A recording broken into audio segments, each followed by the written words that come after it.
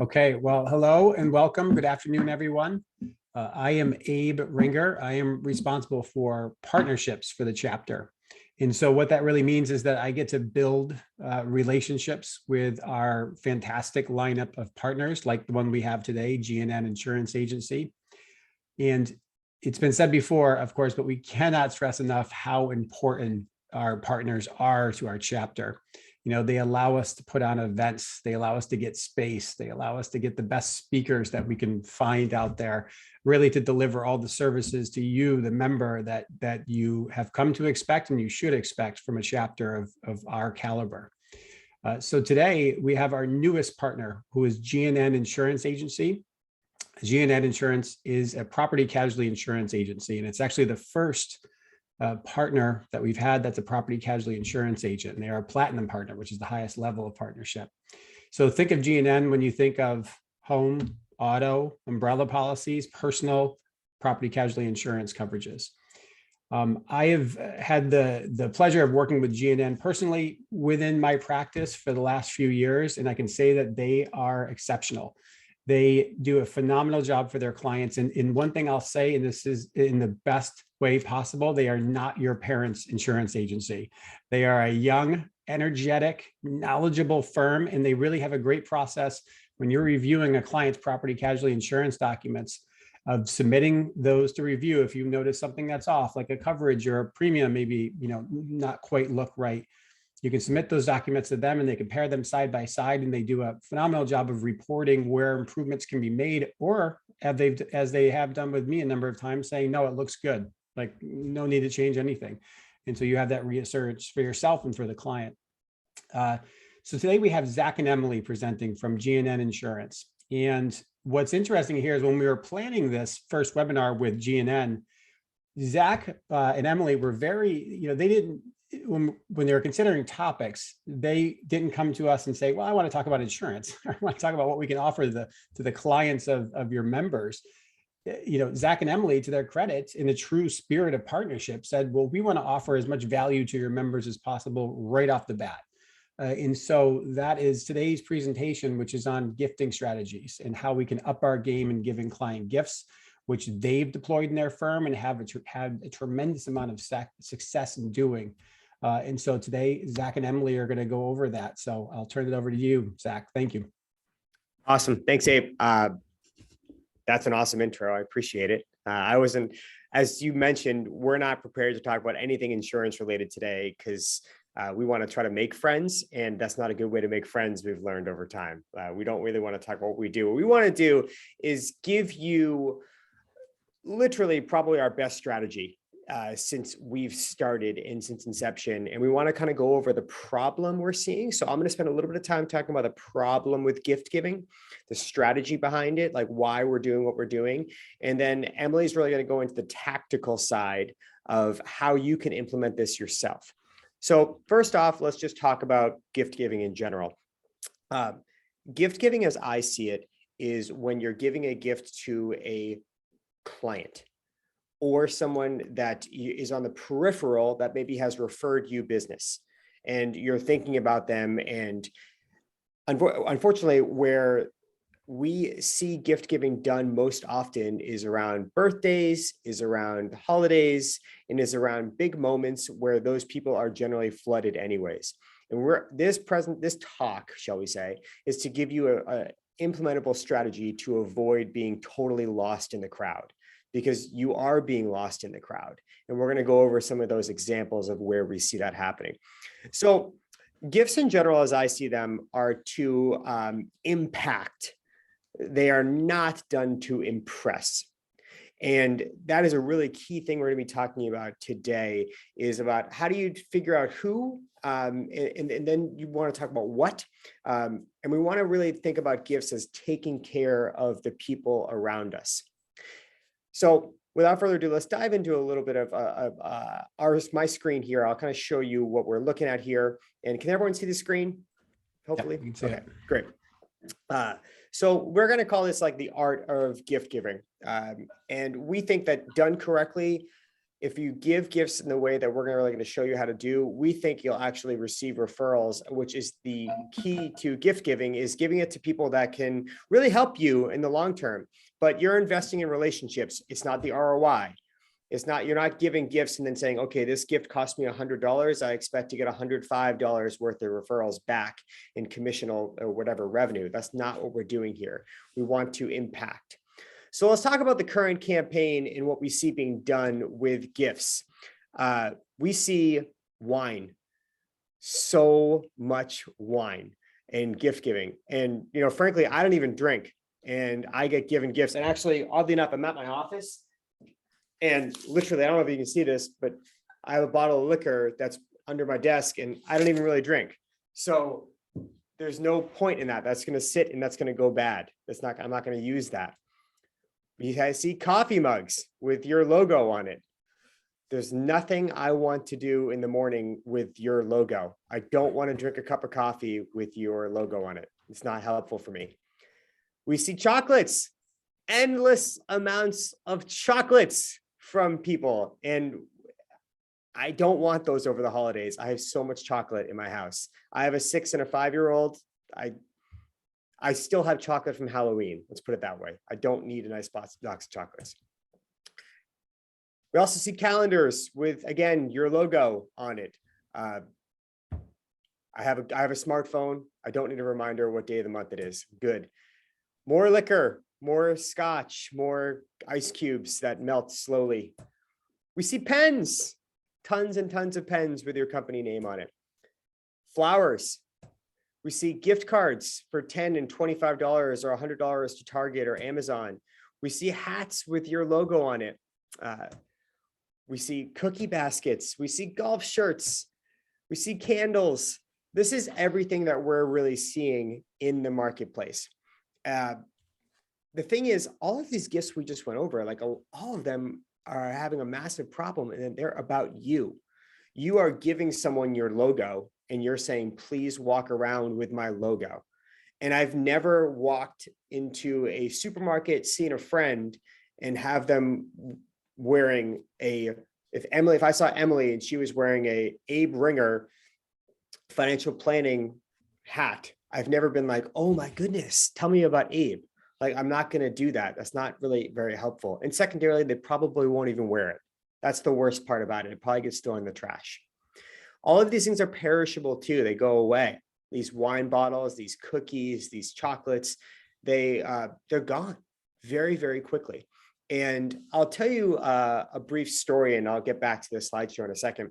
I really wanted to gift a mortgage lender not too long ago that was he was one of the most impactful referral partners to our firm. He probably sent a couple hundred referrals in a calendar year. And I tried to think about it. I was like, okay, and I'm not going to name his name, but let's just call him Billy. And I was like, all right, I got to figure out Billy. And Billy loved wine. It was his big thing. He loved it. He stored it. He collected it. Whenever we were out, he ordered some bottles. So I went to, what's that wine shop in Natick? Total Wine. And I went there and I met with some guy in there and I picked out a really expensive bottle, which for me was $100 at the time. I've never spent $100 on wine. I don't even know why I would. And I got it and I show up to Billy and I give it to him. And the look on his face, I'll never forget, because he kind of looked at that bottle of wine like, the hell is this? Like, he kind of looked at it like it was almost not even good for table wine. And I thought to myself, I just spent $100 of like my hard-earned money on a gift that I really thought through and I took time, but I'm giving it to somebody who already likes wine and they don't even care. They don't even care. And that led to our firm really diving deeper into what matters in gifts. Because actually the true story is Billy didn't refer as much the next year and didn't refer as much the year after that. And looking back, I'm always wondering, if I just didn't give Billy a gift at all, would he have referred more? Did I screw up that relationship by actually trying to give wine? It's something that still keeps me up at night. I won't lie.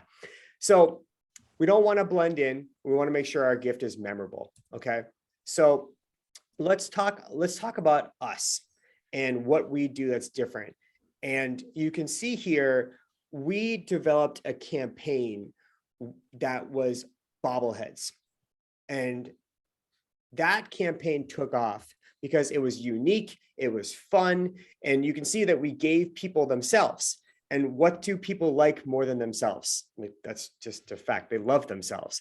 But also, this made it inside people's houses. It made it inside their house and into their living room. The kids played with it. They looked at it. It was something that they wouldn't buy for themselves. No one with their right mind would ever buy a miniaturized figure of themselves. It was unique. You just wouldn't do that. If you were caught dead, like shopping for yourself in a wooden creature, it'd be a very strange time in your life. So we showed up and said, like, you know what, you matter. And we're going to show you that we actually took the time to develop a little creature of yourself. We thought it was really cool. And the campaign took off. And we really started to become this brand that cared about people and showed people that we cared and showed people that we took the time, and it became a gift that mattered. Now there's a problem. Eventually we ran out of time. Like, you can't make how many bobbleheads can I possibly give to Abe of himself? The answer is one. If I show up next year with another one of him, it's just kind of strange. So eventually we had to develop this into a strategy. And Emily is really going to go into here in a second about how that strategy can work for yourselves. But let's take another step back. So bobbleheads or other things of that nature that we're going to be going over, the key with these gifts is that you're surprising and delighting people. You're going away from, I'm giving you something because you're investing with me. You're giving, I'm making money off you, therefore here's your box of chocolates. I'm making money off you, therefore I bought merchandise that now I'm going to give to you for free that has my logo on it. That's not a gift. Okay. You need to surprise and delight your audience. That's the entire thing about it. And if you get a gift that surprises and delights you, you're going to bring it up to your friends. And if you bring it up to your friends, they're going to inquire. So you want to make it inside their house, surprising and delighting without a clear ROI. And so I'm going to let Emily go in from here about how we did this tangibly at G&N. And she's really going to link it and how you can do tangibly to you as well. Emily, take it away. Sounds great. So now that Zack has discussed what we're seeing and what the problem is with gift giving today, we're going to go over what we all came here for, which is a gift giving strategy that will generate referrals for you. But before we get into that, let's go over some of the ground rules we have for gifting to give a bit of context in some gift examples you're going to see in a few minutes. So the rules of gifting revolve around personalization, timeliness, as well as thoughtfulness. With the personalization component, it could be a gift that has some sort of name engraved or a gift with a picture, one of their pictures on it. There's really a lot of ways to do that, but we'll go into a few examples of that shortly. And the timeliness is another big thing. Zack mentioned that we should be avoiding gifting when everyone else is, because instead of standing out, which is the point of this gifting strategy, you are getting lost amongst all of the other gifts. So with the timeliness, focus on making this strategy long-term first. So instead of gifting a wonderful gift once, make sure you have reminders in your calendar to gift again in 3 months or 6 months. We typically do every 6 months, but it's really going to depend on your goals. Another fun way to play with the timing is you could, let's say you have a meeting in the middle of February with a client and you get done and you want to send them a gift a few days after your meeting, thanking them for their time. It's almost like a just because no reason gift, but it's definitely going to surprise and delight. Another way you could play with the timeliness, get creative with some of those holidays you might not send a gift. So a good example is we have a referral partner where her dog is the center of her world. Like, she loves him, posts about him on social media all the time. We all know dog people. But anyways, we decided, like, let's figure out when National Dog Day is. It's August 26th. Then we got her a mug with her dog on it and her dog's name. And that was sent on National Dog Day. So who would have thought you could give gifts for holidays like that? But depending on what you know about your client, definitely have the creative freedom to pick really odd random times. And lastly, the thoughtfulness component. The most important aspect of any gift you send is including a handwritten note. Even if you send nothing at all, the handwritten note alone will go such a long way. So definitely be sure to include that. Emily, let's talk just briefly about the handwritten note. I find that to be an Yes. important part.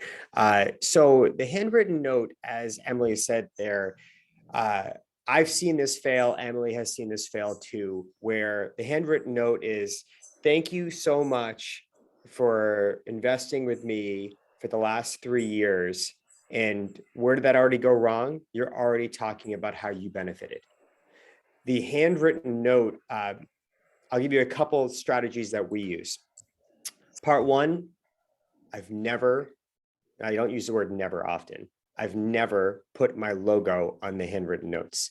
I believe a true handwritten note should just be a blank piece of paper. You can buy them for 25 cents at Target or something, but just something super blank without clearly logoed it for you. Because again, when we're trying to take the company out of this, it's all about the recipient. And then I'll pick on Abe again. I'll just use him as an example. The handwritten note should be something about, we love seeing this, going back to Emily's example, we love seeing your dog on social media. She's such a gem and clearly the star of the family. From all of us at the Abe Ringer team, we're thinking about you on National Dog Day. That's it. There's no thank you for investing. That is so assumed. There's no, I'm never too busy for your referrals.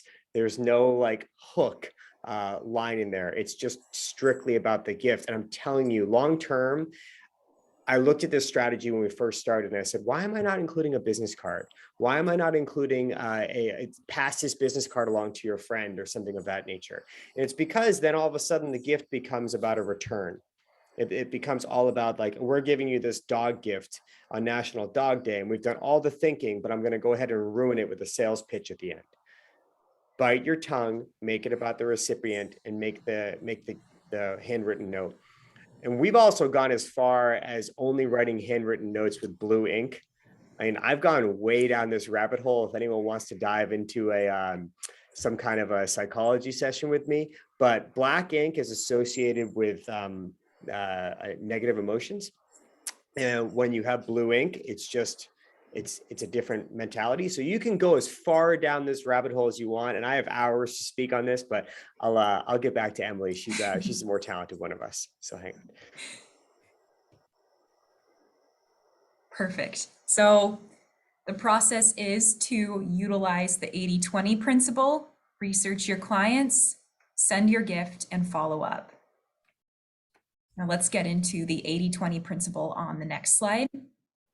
So we've all heard of this. Maybe we've heard of it as the Pareto principle, but because you are gifting, you're looking at what clients do you work with the most, do you know the best, the ones that already kind of have a warm spot for you. You know more about them, and you know, like if they're really a family person, they love their dog, they have a vacation home. Because this information is very apparent to you, it only makes sense that going after such personalized gifts that you focus on your top 20%.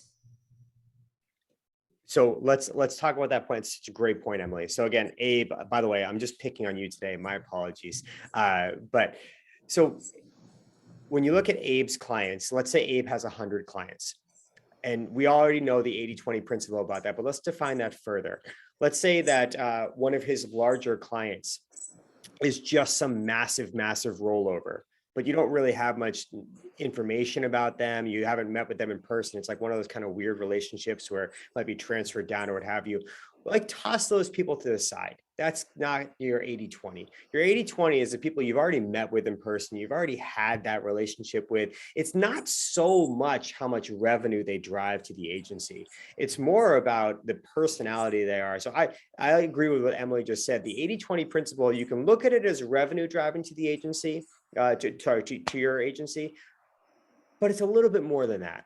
It's a little bit more about like, which 20% of your clients do you really like working with? Which 20% of your clients do, when a meeting comes up or when you get a call from them, you're excited? And it's usually not the biggest revenue drivers of your firm. It's usually just the people that matter, the people that really matter the most to you. So let's get back to it. Yes. No, great point, Zach. I love that. So next, we wrote down research your clients, but if you work with these people, you've met with them, you know them, you're going to know this information. You're going to know if they just went on a family vacation or if they have a vacation home up in Maine. You'll know about certain things that we recommend you make the subject of your gifts. So that could be family, dogs, vacation home, their kids getting their driver's license, their kid is going to school, just the things that really matter to them the most outside of what they do professionally, because those are the kinds of subjects and gifts that are going to end up, they're going to use it all the time, whether it's a piece of art or something with more of a functional use like a mug. And we always utilize social media with our research. So we recommend you do that as well. Even if you're not connected on Facebook or Instagram, LinkedIn is a great resource you can use to learn so much about someone. Did you have anything to add there, Zach? What do you think about research?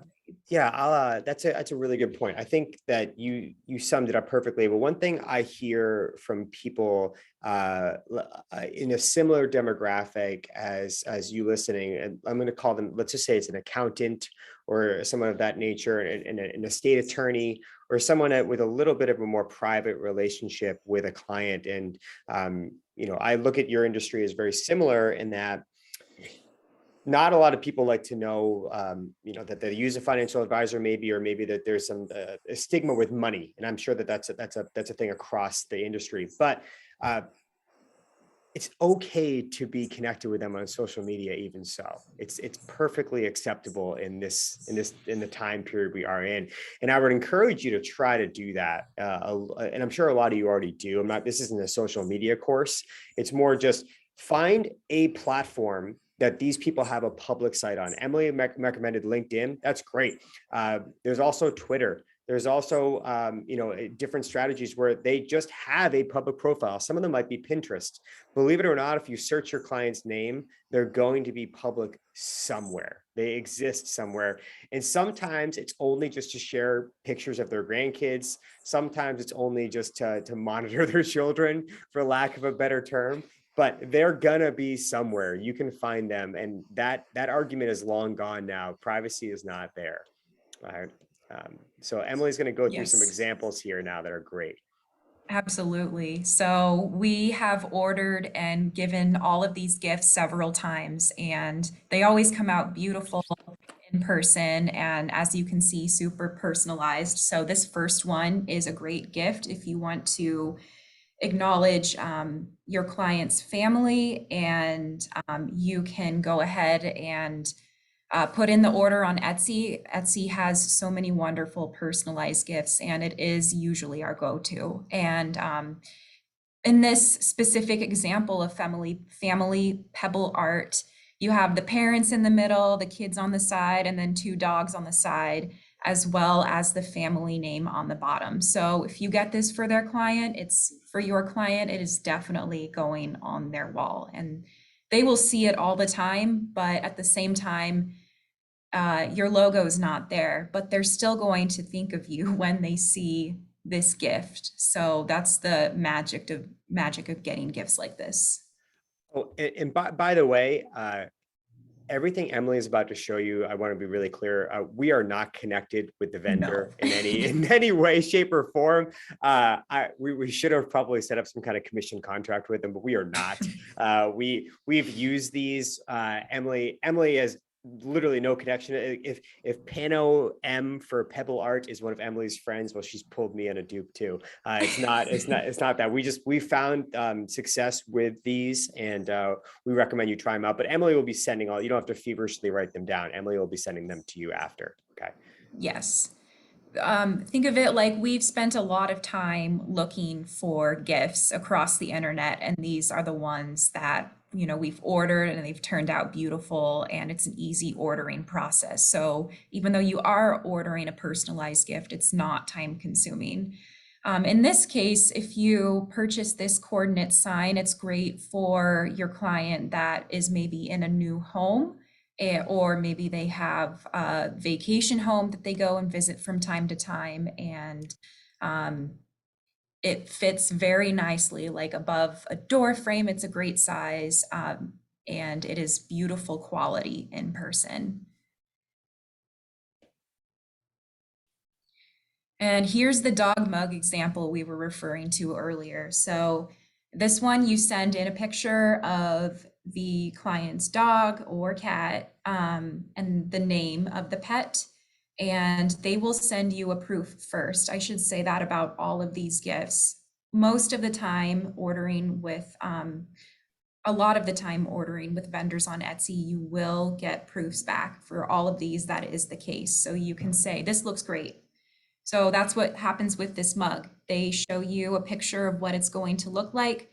You say looks good, and then you get the mug in the mail shortly after. And in this case, it's hard to see on this picture, but the dog they do color corrections for the mug. So it's stylized, it's slightly artistic, but it's not too saturated or anything. It still has a very nice natural look, except a little bit better. Think of it as a nice little photo filter, but this is a perfect one for clients. And if you want to gift your team, mugs like these are fantastic because you can pretty much give your team the same gift, but also it's personalized to each of them. So it's certainly a lot of fun for that. And Emily, by the way, I cheated on you, just to be clear. I got these for my mom, but what I did, my mom hates dogs, so I didn't get a dog one. But to Emily's point, my mom obviously loves the grandkids, etc. And so what I did was she took a picture of her with my son and daughter, and she posted on her Facebook. I ripped it off Facebook, put it on the mug, and just sent it to her randomly. And she cried. And it's because